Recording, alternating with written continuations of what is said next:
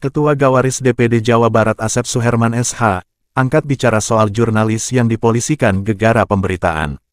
Tanggal 8 Oktober tahun 2023, Majalengka, Ketua Gabungan Wartawan Indonesia 1 Gawaris DPD Jawa Barat, Asep Suherman SH, menanggapi atas kasus yang menimpa jurnalis sekaligus pemimpin redaksi Pemret Media Jejak Investigasi, Ato Hendrato. Saudara Ato Hendrato yang juga menjabat sebagai Ketua AWI DPC Kabupaten Majalengka, kini akan memenuhi undangan dari Satuan Reserse Kriminal, Satreskrim Polres Majalengka, untuk memberikan klarifikasi atas pengaduan DK dan ZN, terkait Undang-Undang Informasi dan Transaksi Elektronik UU ITE, berupa dugaan pencemaran nama baik dalam karya jurnalistik Ato Hendrato. Menurut Asep Suherman SH, saat dihubungi melalui pesan WhatsApp, Sabtu, tanggal 8 Oktober tahun 2023. Ada 3 poin penting yang perlu dijelaskan terkait permasalahan di atas. Pertama, permasalahan awal adalah karena ada pemberitaan yang dibuat oleh Ato Hendrato tentang pernikahan terlarang yang dilakukan oleh oknum adiknya anggota DPR RI dari salah satu parpol. Kenapa ditulis pernikahan terlarang? Karena ada peristiwa ijab kabul dan pelaku wanitanya masih berstatus punya suami yang syah. Jadi itu bukan zina, tapi pernikahan terlarang, karena kalau zina itu tidak ada prosesi ijab kabul, sedangkan yang terjadi adalah ijab kabul dan yang menikahkannya bukan dari petugas pemerintah melainkan orang yang diduga pengurus Persatuan Umat Islam PUI.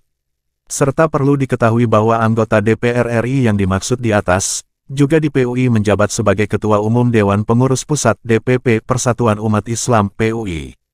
Maka kemudian mereka diduga merasa dicemarkan nama keluarga besarnya bahkan nama baik partai serta organisasi PUI-nya. Kedua, adapun menanggapi undangan klarifikasi wartawan yang dianggap pencemaran nama baik, atau kalau saya bilang itu pasal-pasal karet. Pasal 27 dan 28 UU ITE, itu seharusnya pengacara dari pihak ZMN dan Denny Koharudin memahami dulu UU ITE dan UU Pers, apalagi ditambah oleh surat keputusan bersama antara Menteri Kominfo, Jaksa Agung dan Kapolri, surat keputusan bersama SKB, Pedoman Implementasi UU ITE. Isinya bahwa karya jurnalis yang tertuang di media perusahaan pers tidak bisa dipidanakan dan dikembalikan kepada Undang-Undang Pers Nomor 40 Tahun 1999, yaitu melalui mekanisme hak jawab dan tolak yang bisa dimuat dalam berita berikutnya. Ketiga, surat somasi dari Denika dan ZMN yang dibuat oleh pengacaranya, itu harus dipidanakan, karena secara tidak langsung, ini merupakan bentuk teror dan intimidasi terhadap wartawan. Hal tersebut merupakan bagian dari menghalang-halangi tugas wartawan dan merupakan tindak pidana.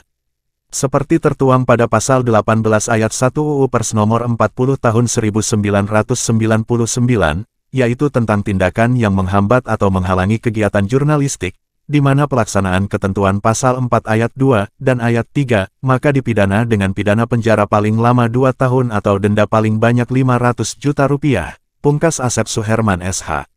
Ato Hendrato dalam memenuhi undangan tersebut di atas, didampingi tim kuasa hukum dari Hams Law Firm, yaitu Sunoko, SH, Feby Martin Mardian, SH, Herin Suherman, SH, dan Hakim Riyadi Nur ST, SH, serta perwakilan tim pengacara dari AWI DPD Provinsi Jabar Lela Sri Nur Laila, SH, MH. Dihadiri juga puluhan rekan-rekan awak media yang tergabung dalam organisasi profesi Aliansi Wartawan Indonesia, AWI. Kami selaku Ketua Gawaris Gabungan Wartawan Indonesia 1, DPD Jawa Barat, mendukung penuh sepenuhnya terkait proses hukum yang menimpa Saudara Ato Hendrato selaku Pemret Media Jejak Investigasi sekaligus selaku Ketua AWI DPC Kabupaten Majalengka. Kami berharap jangan pernah takut oleh pihak manapun demi menegakkan satu kebenaran demi nama baik insan pers di seluruh tanah air Indonesia khususnya di Jawa Barat pada umumnya, dan sekali lagi kami mendukung sepenuhnya, pungkasnya Asep Suherman SH. Sumber, Pemret, Pewarta Warga, Asep Suherman SH.